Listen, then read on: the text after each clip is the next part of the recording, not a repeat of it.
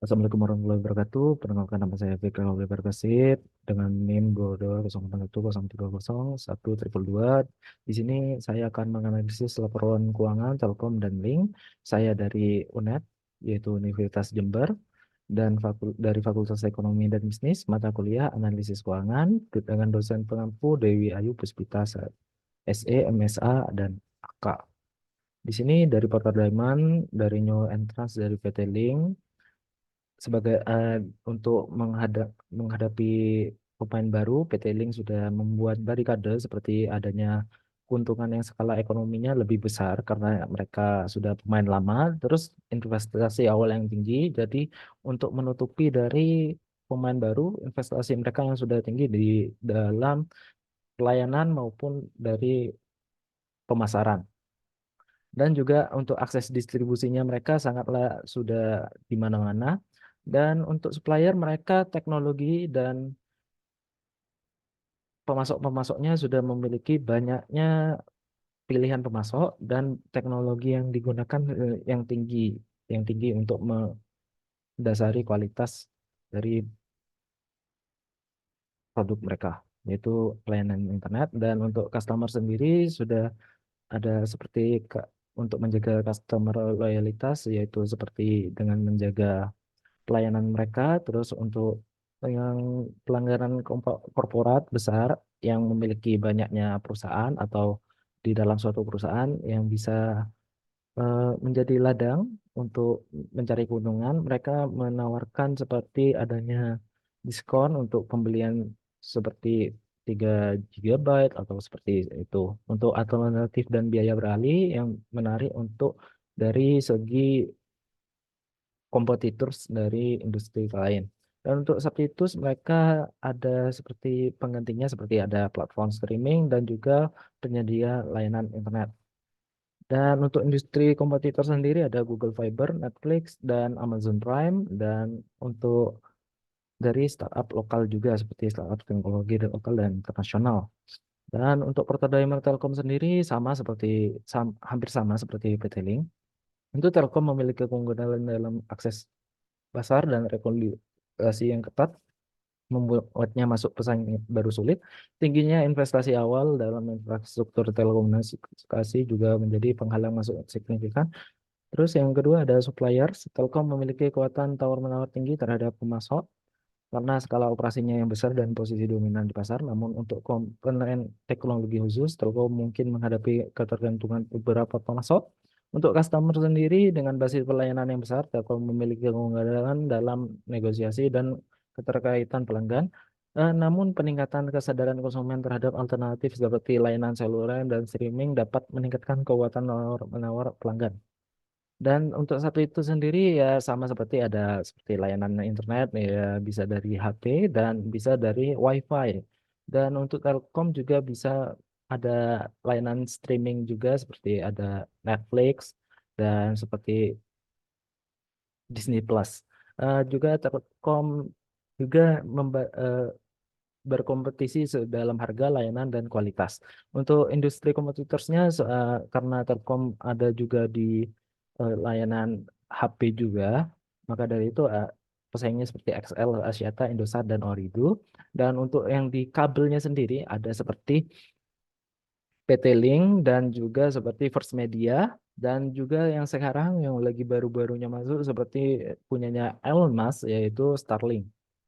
Dan next, di sini ada aktivitas operasi yang kita bisa cari, yang saya sudah cari, yaitu di sini kita dapat simpulkan bahwa fixed asset turnover ratio ini lebih baik untuk Telkom karena lebih cenderung lebih stagnan, yaitu lebih eh, imbang lah, lebih imbang. Tetapi sedangkan di PT Link terjadinya penurunan pada 4 tahun terakhir yang membuat mereka eh, terjadinya penurunan kualitas dari aktivitas operasi itu sendiri. Tapi di 2023 mereka berhasil untuk meningkatkannya. Di dalam di total aset turnover ratio, nah yang di fixed asset ini cuma aset tetap saja, tapi kalau yang di fixed total aset turnover ratio ini ada total aset. Nah, di sini di dalam rasio sendiri kita dapat melihat bahwa total asetnya sendiri ini mengalami penurunan karena adanya penjualan aset-aset yang dimiliki oleh PT Link ya, yang bukan berupa bisa dari aset tetap maupun aset lancar. Sedangkan di PT Telkom cenderung stagnan, yaitu dengan terjadi penurunan pun hanya ada di eh, penurunan di penurunan di fixed asset, di penjualan bersihnya saja. Oke, next untuk profitabilitas ada yang sangat mencolok sendiri di sini adalah di profitabilitas dan return aset, bahwa di PT Link sendiri dan mengalami penurunan laba bersih yang sangat besar, yaitu sampai negatif dikarenakan kurangnya aktivitas rasio dan tingginya aktivitas pendanaan, yaitu eh, adanya pelunasan utang-utang jangka pendek maupun jangka panjang. Dan ini sangat berdampak pada ROA-nya itu.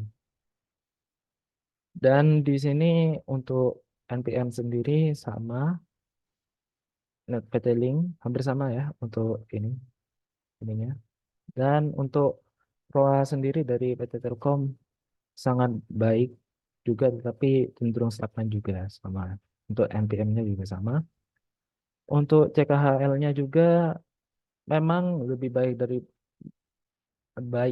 PT Link karena di CKL-nya sendiri, di analisis arus kas sendiri, bahwa di ini arus kas ditambahkan dengan dividen yang dibayar, yaitu itu cukup dapat membantu untuk CKL sendiri dalam untuk melunasi utang lancar.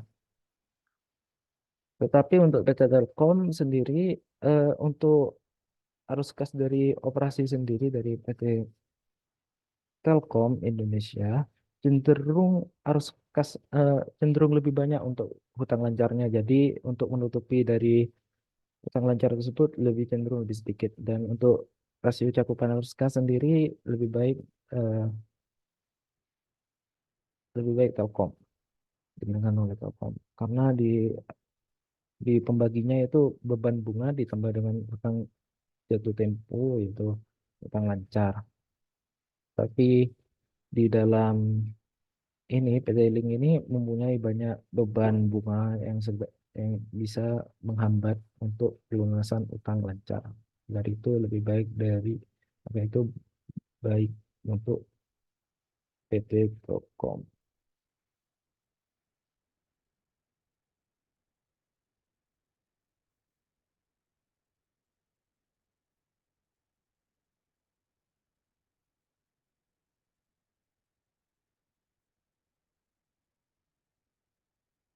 Dan di sini kita bisa lihat bahwa untuk perspektif sendiri nantinya diharapkan adanya kenaikan di tahun 2024 dengan cara sales growth, GPM, sell, assistant sell, dan GS sales, dan interest dan tax untuk PT Link. Dan di sini untuk PT Telkom terjadi penurunan sedikit tetapi tidak banyak. Eh, dan ini sangat bagus ya, karena ya lumayan stagnan seperti biasa untuk PT Telkom. Terima kasih, itu saja pemaparan dari saya. Jadi yang saya simpulkan bahwa kreditor masih bisa untuk meminjamkan uang mereka ke PT Link dan PT Telkom. Kenapa kok masih bisa? Karena di dalam laporan laba rugi yang prospektif ini di tahun 2024 ada kemungkinan kenaikan yang bisa nantinya di dalam 5 tahun ke depannya bisa naik untuk mencapai laba juga. Untuk investor sendiri lebih baik untuk ke Telkom karena sudah lebih safe, lebih aman, dan juga untuk pembayaran dividen mereka cenderung lebih besar. Karena mungkin karena untuk PT Link mungkin tidak akan membagikan dividen karena labanya yang negatif, yang rugi ya. Baik itu, terima kasih. Wassalamualaikum warahmatullahi wabarakatuh.